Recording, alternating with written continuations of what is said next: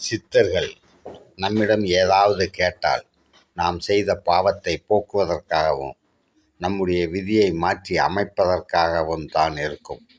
அப்படித்தான் ஒரு சமயம் சென்னையில் சினிமா நடிகர் எம்.கே.டி. தியாகராஜ பாகவதர், கலைவாணர் ஆகிய இருவரிடமும் சித்தராகிய பாடகச்சேரி ஸ்ரீ ராமலிங்க சுவாமிகள் பேசிக்கொண்டிருந்தார்.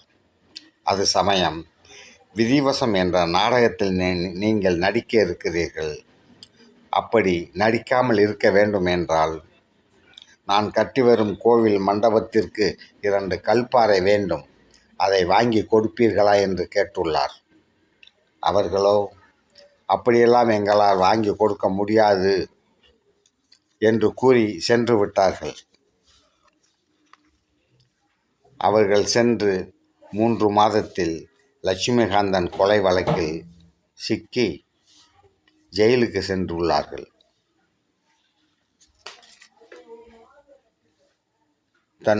தான் சம்பாதித்த சொத்துக்கள் அனைத்தையும் இழந்து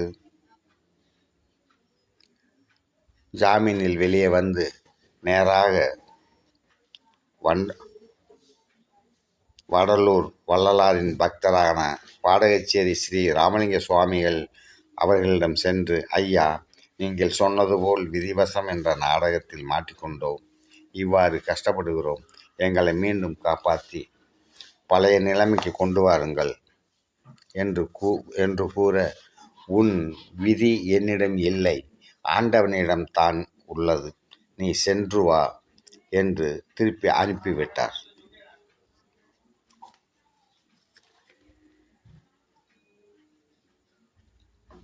அதன் பிறகு அவர்கள் எவ்வளவு கஷ்டப்பட்டார்கள், எப்படி இறந்தார்கள் என்பது இந்த நாடறியும். ஆகவே மக்களாகிய நாம் சித்தர்களை வணங்க வேண்டும், சித்தர்களின் ஆசீர்வாதத்தை பெற வேண்டும். அப்படி ஒரு சித்தர் சென்னை திருவொற்றியூரில் பட்டினத்தார் தெருவில் வடலூர் வள்ளலாரின் பக்தர் பாடகச்சேரி ஸ்ரீ ராமலிங்க சுவாமிகளின் சிவ சமாதி உள்ளது. இதை பார்ப்பதற்கே அந்த சித்தரின் அருள் வேண்டும். அவருடைய ஜீவ சமாதியில் சென்று நாம் வணங்கினால் நம்முடைய பாவங்கள் போய்விடும், நற்கதி அடைவோம். உடனே சப்ஸ்கிரைப் செய்யுங்கள்.